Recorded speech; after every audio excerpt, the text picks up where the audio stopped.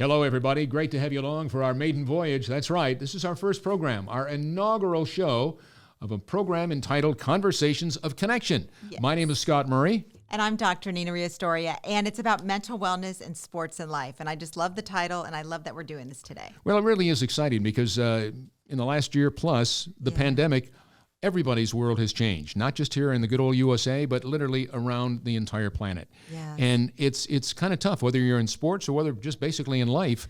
You've got to stay positive, productive, to move forward, to overcome all that we have. Yes. And I saw a statistic. Listen to this. This is unbelievable. Yeah. Students in America being kept out of schools during the pandemic are now 10 times more likely to die from suicide than they are from the coronavirus itself. Yeah. So our world really has changed. And we'll address some of the issues when you talk about athletes and young student athletes and kiddos that are not even in school and just want to be a part of the life that you and I shared when we were growing up.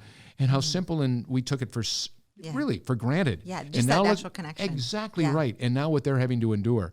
So some of the things that we will talk about. Let's talk about you first of all. Licensed counselor, mental performance coach. Yes. Definition. What does that mean? Well, right now, licensed counselor is just helping people in different ways with anxiety, depression, trauma, and then mental performance coach is working with athletes on their mental game, and that's something I've been doing as well. So it's just I do both, and I really love it. What's the most satisfying part to you? The most, you go home at night and you say, this was great. This was a good day because we did this, this, and this. You know what? I think when I have a conversation with whether it's an athlete or somebody else and they leave feeling hopeful, when they come into the office feeling anxious, worried, or stressed, but they leave with a little bit of hope, they leave, and that feels really great because I want people to feel hopeful. And I know that's a big word for you, being hopeful. Mm-hmm. And it really does. It's the drive to get people getting up every day. So that would be it. Being hopeful, having heart, just always staying positive and productive. Mm-hmm. And that's so important in this world today. Yeah. And it's so disappointing to see some of the things that have taken place, whether it is in sports or whether it is in life. Would you not agree? Yes, I do. I would absolutely agree with that. Well, let's talk about some of the things that you and I will be addressing. Yes. We're going to be having some special guests each and every week, people that are dealing with some of the issues that we will be talking about. But when you talk about having that connection and having that conversation about being connected, whether it's you and I or whether it's our special guest or it's whether your family, your friends, your workplace, your home place, wherever it might be, on the athletic field, knowing that you do have a role, that your part is very, very important. Yeah. So stay, as I said a moment ago, as positive and productive in a passionate, purposeful way. That's what it's all about. It is, just that the relationship and staying connected. Through the pandemic, how have we stayed connected? And those that have I think their mental health or mental wellness is they're doing okay. And those that have struggled, it's definitely been hard on them, like the statistics you just mentioned. Well, if I were to say to you, I've really, really, really struggled during this pandemic. I was a successful whatever I was doing. I lost my job. Now I'm concerned about being able to care for my family. Am I going to have enough money to put food on the table?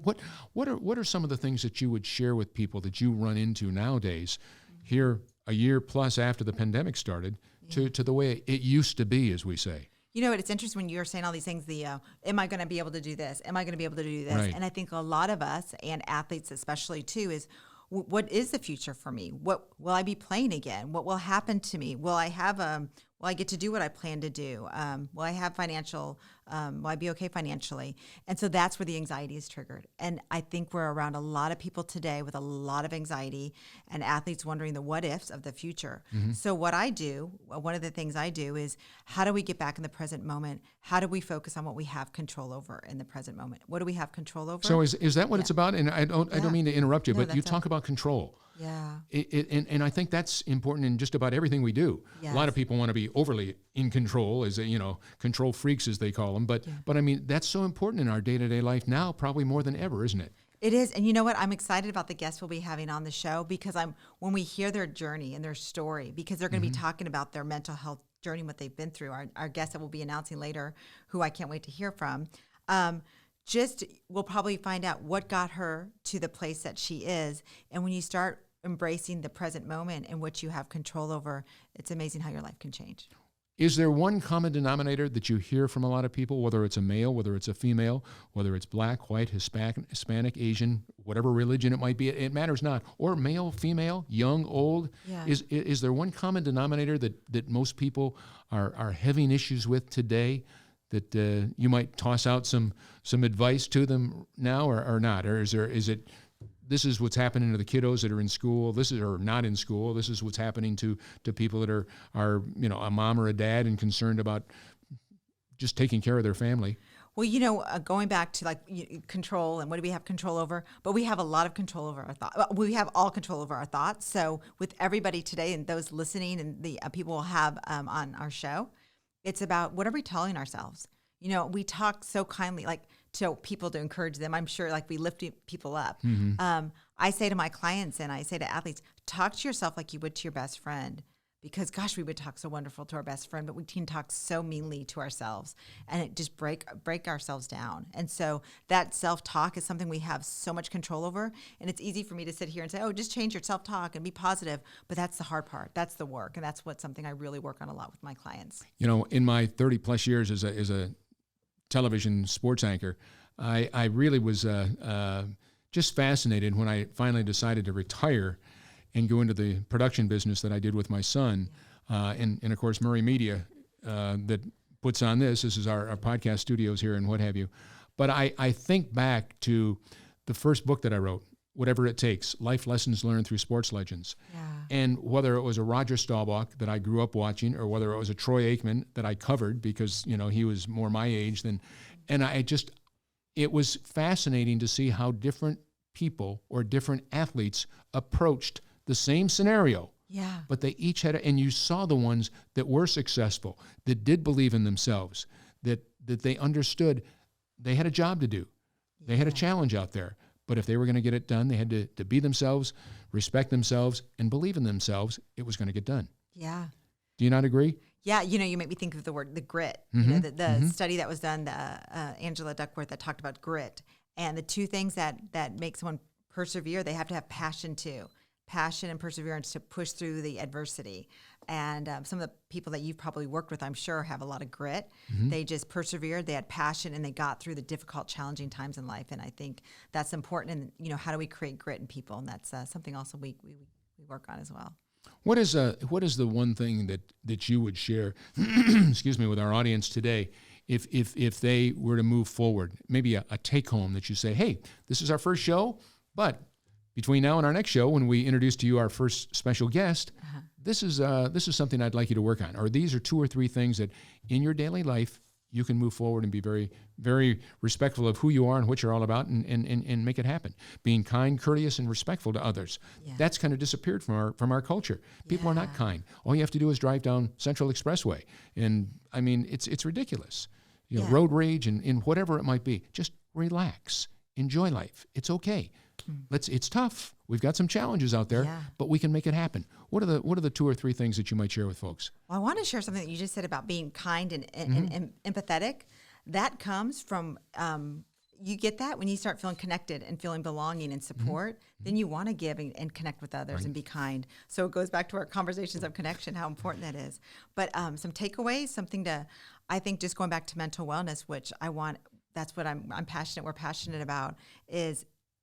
Get outside, get out moving or walking. And we were talking earlier before the show. I read a study about how you just sit. If you sit outside for 10 to 40 minutes every day, they have found that it decreases, your blood pressure. Not doing anything is what you said. Yeah. Just walking outside of your home. Yes. Where the environment that takes place every night. You're having dinner. You're getting ready for school. You're going ready to the office. You're doing, whatever it might be. Yeah, just get outside and connect with nature. That's amazing. Just sit there. You're not doing anything. Just sit there for 10 minutes. And I encourage, just do that. That's good for your, let's start exercising up here instead of just this. Let's exercise this. And how important that is. Yeah. Anything else? No, I think that's good. What about you when you work with you've worked with so many athletes and people in the sports industry, and I'm sure there's some people that stand out to you when it comes they've got hope, they've got encouragement, they've got zest. What is it about them you think that keeps them in that place? It's funny. Patrick Mahomes won the Super Bowl last year, and of course, earlier this year, lost in his second. Here he is back in the Super Bowl for the second year in a row. Yeah. Incredible young man, and yet Tom Brady is there, and here's Tom Brady. People saying, "Wait, you got Patrick Mahomes here, you got Tom over here," and you see this guy that's what is he, 43 years old or whatever? Yeah. I mean, it's like when I saw Nolan Ryan. pitch his seventh and final no-hitter. He was 44 years old. Right. He was 46 when he retired. Oldest starting Major League Baseball player in the history of the game to be 46 years old and still playing, and he was a pitcher on top of that. I mean, in the Pro Football or the Pro Baseball, the Baseball Hall of Fame in Cooperstown, and just one of the great players, but a good guy. But he believed in what he was going to do, and he was so focused every time he walked out to the mound. Yeah. I'll give you a quick story about him. After that game, this is the kind of mindset he had. After the game, on that seventh no-hitter, I was there at the stadium, May 1st, 1991. Remember it like it was yesterday. Wow.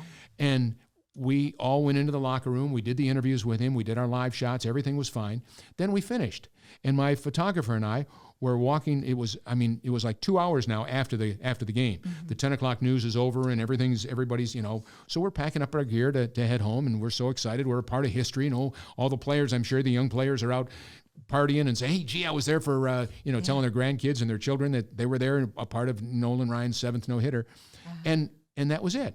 And then suddenly the stadium lights dimmed down. And so Carrie and I walked through the clubhouse, and it was just pitch black. And all of a sudden, I heard somebody in the back room. And I said, Carrie, listen, somebody's in the back room still. I mean, it's like almost midnight at this time. And I said, who's that?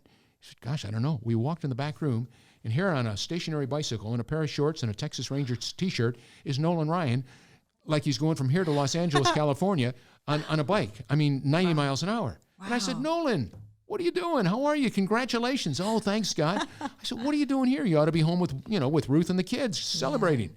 Yeah. Oh, he said, I can't, Scott. I said, what do you mean you can't? He said, I pitch in another 4 days. I can't let my teammates down. Wow. I got to be ready. Yeah. That was Nolan Ryan. Now, talk about a commitment to teammates and to himself to being the very best every time he got out on the field. And that was Nolan Ryan. Love that. Love that story. Yeah. But it's and that's the difference. That's that passion. You've got a purpose. Make it happen. And get it done. Mindset. Yeah. Love that. Yeah. Well, let's talk about some of the things that we're going to be doing in the weeks ahead. This is kind of a shortened version of what we're going to be doing, but let's talk about some of the things that we're going to be talking about in the horizon, as they say. Horizon, yep. Yeah. Well, I think we're going to have some great people in the sports industry on, just really sharing their story. Because if they're on the show, they want to talk and be open and vulnerable. And I love that we're finding in the sports industry, college athletes are getting more support about mental health. It's more open. It's not such a stigma. The professional level, I've joined Invictus Performance, and the founder has been in this business for 30 years, and he was the main clinician for the NBA when they're in the bubble. And he was saying, they're talking about mental health, but it's still hard. On the professional level, there's still challenges, but they're starting to have conversations. Kevin Love's come out, Dak Prescott's come out to talk about it, to make it say it's okay not to be okay.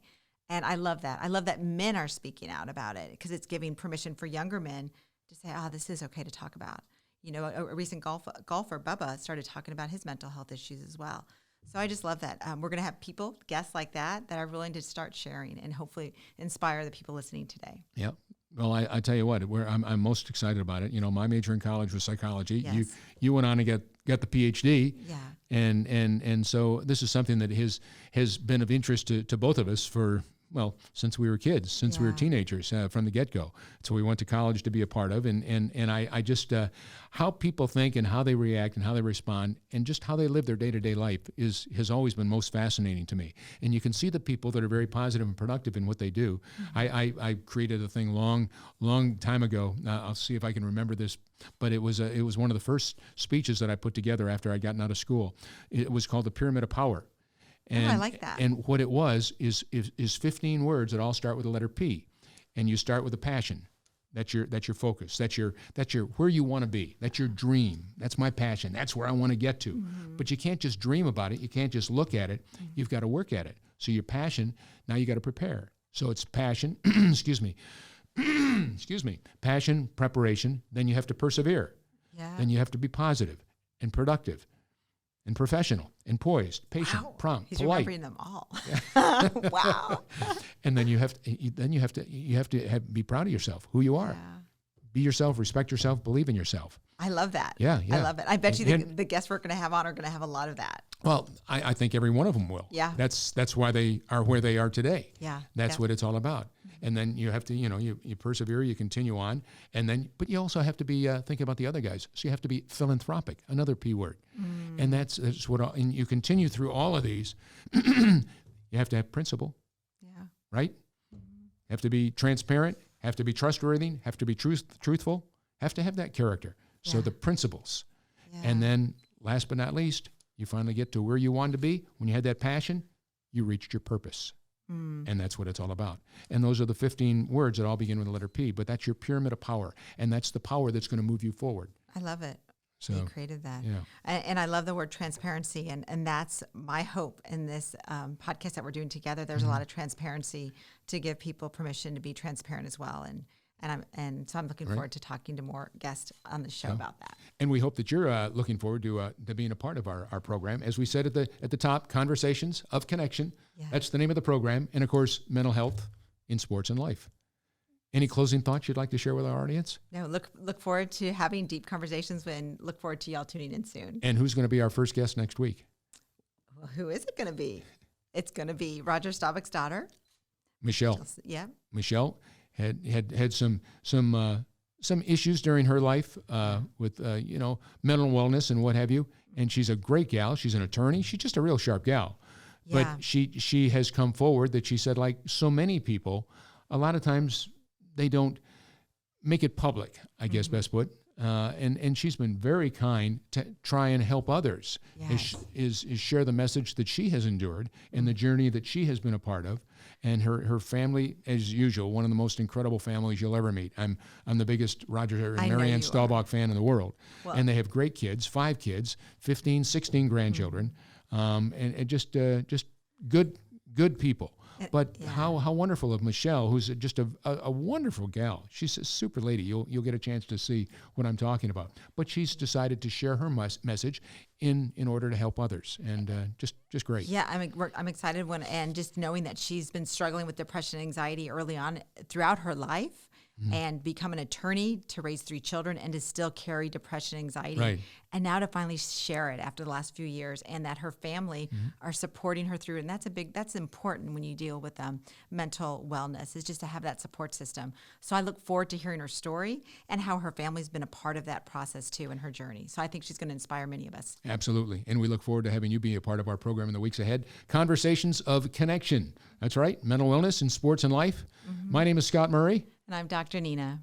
We simply say, be safe, be strong, stay healthy, be well, be kind, courteous, respectful, all those great things, and have the great conversations in a positive, productive way.